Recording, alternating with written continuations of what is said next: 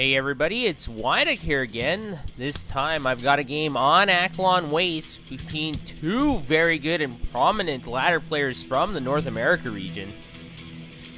And in the bottom right, spawning as the Red Terran, we have representing Team Evil Geniuses, a fan favorite, we have Demuslim.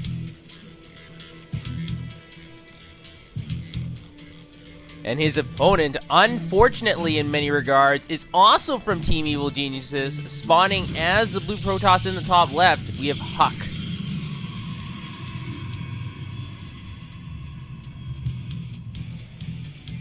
And it is interesting because they are teammates. Whenever you play a teammate, it is a little bit difficult.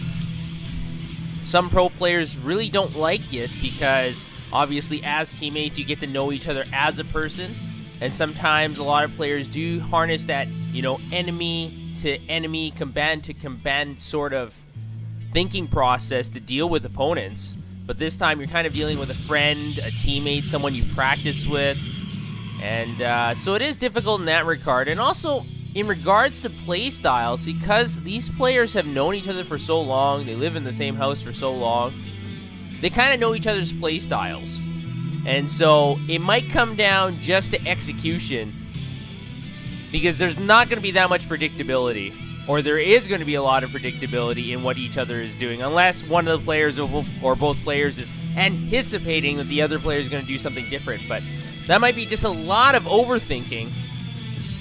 So it's probably going to come down to execution on who's going to come out on top between these two teammates. Now, Huk did place third in the very recent and first edition of the Hong Kong Esports Tournament.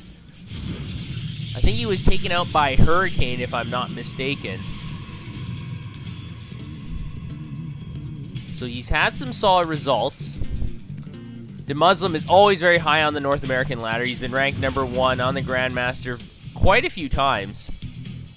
He's dropped quite a bit lately as he's had some internet problems moving from the house, from the Evil Geniuses house to the San Francisco area, and he hasn't been able to stream or play as much lately, so he has dropped significantly.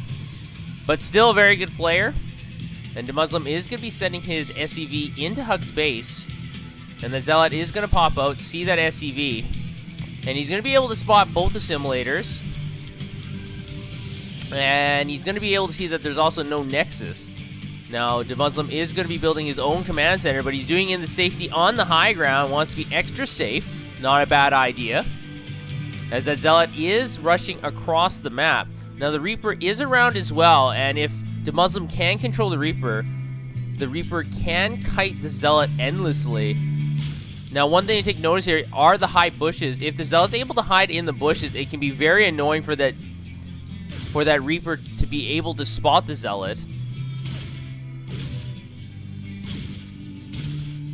And it looks like that Zealot is going to be retreating. Now, the Stalker is already out, so the Stalker is going to be able to help that Zealot out quite a bit, and that's going to scare off that Reaper. We do have a Mothership Core coming on the way, as well as the expansion Nexus for Huk, so Huk doesn't want to fall behind economically too much. Now, the bunker is only half finished here. So in conjunction with the Zealot and the Stalker, is Demuslim going to be able to hold this off?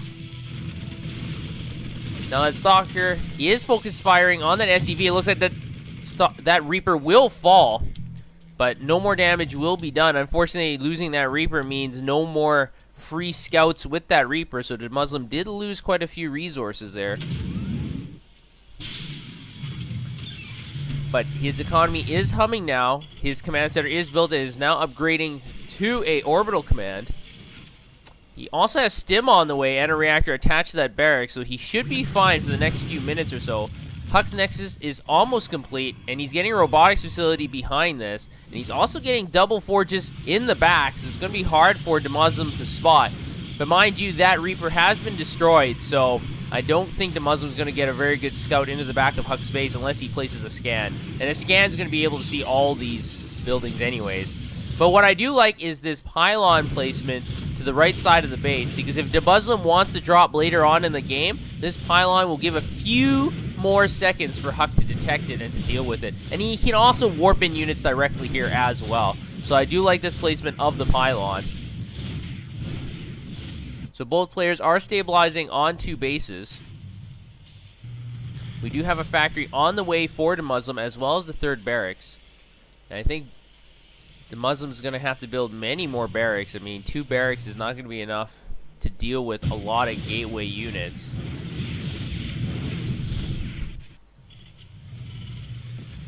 We also have the starport on the way, and unfortunately for Demuslim, he only has 1 engineering bay up, and also the fact that Huk actually had double forges and they were up before his engineering bay, it's going to give a big upgrade advantage to our Protoss player. So it's going to put a damper on Demuslim's ability to deal with units. Whoever has the upgrade advantage generally has a huge advantage over their opponent, and generally is the victor.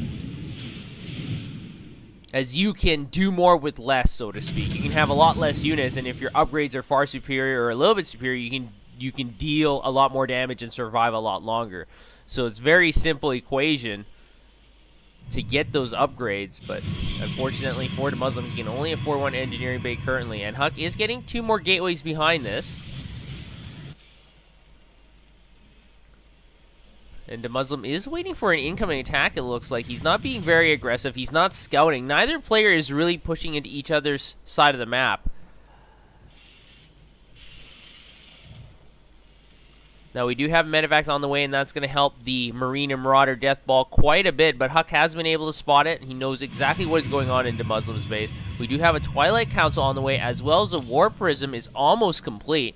So we're probably going to see some drop action very soon. Now, Demuslim is going to use this opportunity to move across the map. Now, you have to remember, these observers, these crafty observers, are able to see a lot of what is going on. And if Demuslim is pulled out of his base, this Warp Prism can just warp in units endlessly, and that's going to be a huge problem for Demuslim if he's got out of position. Now, that Marine does fall valiantly by those rocks, by those jutting rocks. Unfortunately, you know, as a Terran player, you don't have observers to scout. They're not invisible. Another Marine does dart in here, able to see that small army, but it looks like we do have a drop in here. This pylon is going to play a role, like I said before. Demuslim is going to drop anyways, but we got lots of stalkers here. They're firing down on the medevac. That medevac is not going to even fully unload, but the stalkers are taking substantial damage from the Marine and Marauder death ball. Now, we do have that War Prism, but it wasn't able to really do much damage. So the Marines and Marauders are just rampaging in here. There are no Colossi, but it looks like this medevac is going to pick up and boost away with just 5 life left. So significant damage was done by Demuslim. Unfortunately, that War Prism did not do very much. The Marauders dealt with it very quickly.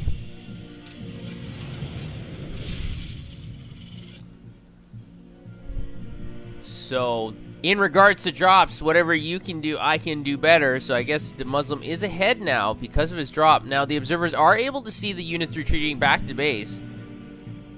Huk is able to see all his enemy movement, so he can move out if he wants to. And actually, Huk is setting up a perimeter of pylons to deal with any further medevacs.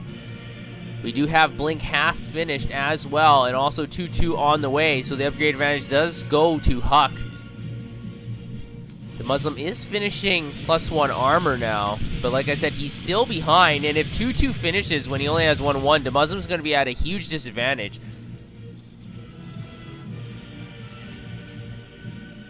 Now, what Demuslim does have is he does have a 25 supply advantage, but he has to press that advantage now because 2-2 is going to be finished in about a minute or so, or about a minute and a half. And also Thermal Lance is on the way as well. And once Thermal Lance is completed, Marines and Marauders are not going to cut it. Demuslim will have to switch over to a more starport heavy army with more Vikings in the composition. So Huk is just chilling out. He's getting up his 3rd. At the same time, Demuslim already has his 3rd going on, so Demuslim does have the economic advantage. But Huk has to use his upgrade advantage right here, right now, because if he loses his 3rd, he's probably going to outright lose the game, but his army is so small. Now, very good force fields do go down, cutting off about a 3rd of the army, but Demuslim is just going to pick up that frontal force and then drop off behind that force field. We do have a Colossi out, but it's going to be another minute or so before that Thermal Lance is complete. So that Colossi does not have very good range. Force fields do go down again, cutting off some of that army. Huk needs to delay further. He's so far behind in supplies. He's still behind by about 30 in supply, and Huk needs to hold on here. Now, Thermal Lance is almost complete. That second Colossi is also going to provide very good additional firepower. Scan does go down from Demuslim. Demuslim does not want to engage here. This is a very small choke point. Or is he? He's going to rush in here anyways. Able to take out that pylon. Now focusing down on that Nexus. The Immortal is getting focus fire down on, as I think it should. Now, Demuslim is able to do significant damage to that Colossi, down to 2 life. But still, that Colossi is in the back. Able finally to be destroyed, but Demuslim is losing a lot of units, but so is Huk. That Nexus cannon is going to help quite a bit, but we still have all these stimming Marines and Marauders here harassing and doing significant damage to all the Stalkers. There's only 1 Stalker left and no Colossi. And even though Demuslim has a very small attack force here, he still has streams of reinforcements coming across the map. And now the probes are pulled off the line, and now they're going back to mine. Unfortunately, that 1 cannon is not going to be able to do too much. Not even going to be able to destroy that Marine. And now Huk is in a lot of trouble. I don't think he's going to be able to come back here. He's down by 60 supply. We've got so many Marines and Marauders in this competition, focusing down on this expansion Nexus. The second base is going to go down. And Demuslim is going to push forward. He's going to fire on all these retreating probes. And now he's just going to rotate over to that third base of Huk. And Huk really needs to move in here and try to prevent this loss of the Nexus. But it's not going to do anything. He's going to tap out. Demuslim is able to win the game convincingly. And remember, even though Huk had the upgrade advantage for a bit, Demuslim did have the larger army. And at that one point, just like 2 minutes ago, let's take a look at where it was. I think the crucial event was basically around the 13-minute mark, maybe a little bit further ahead. So at about the 14-minute mark, what ended up happening was, I just want to pay attention here, see what happens. We have an engagement here.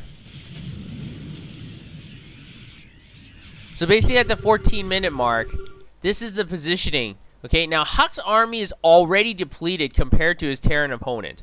Okay, but if he loses one of these Nexus, it's going to be over. So he has to commit. He has no choice. Now, it would have been better. You're going to see in a few moments. See, you see Huk is moving away while the scan is still occurring. So Demuslim notices. If the units were over here, just slightly over, just like 2 or 3 squares over, it would have been difficult for Demuslim to move in here because he would have been in the line of fire from the Colossi and the Stalkers. And so then his units have to kite forward, fire and move, or just move. And so this army would get a few free shots. Now, that might not have necessarily turned the game, but it would have given Huk a few free shots. But we're going to see here, once I click play, he's just going to stampede in here. Now, Huk is moving away once again, but it's already too late. Now the units have a very good concave. We have a big line here of a superior army in number compared to Huk's army. So instead of getting a few free shots, maybe blocking off the concave just slightly, now Huk's army is basically going to be overwhelmed. Now he does set up some force fields, but by this point it would have been a lot better if he set up the force fields when the concave was a lot smaller.